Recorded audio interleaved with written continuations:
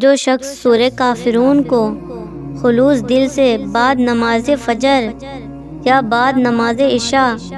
11 مرتبہ پڑھنے کا مامور بنا لے، اس کے دل میں بغض، حسد، کینہ، جھوٹ،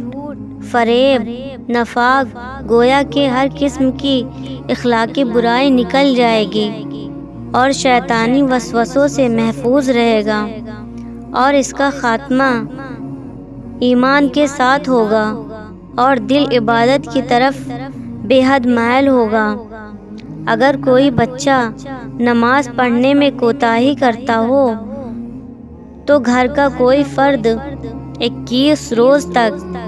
اس سورت کو 21 مرتبہ روزانہ پڑھ کر پانی پر دم کر کے پلائے، انشاءاللہ تعالی نماز پڑھنے میں استقامت پیدا ہو جائے گی۔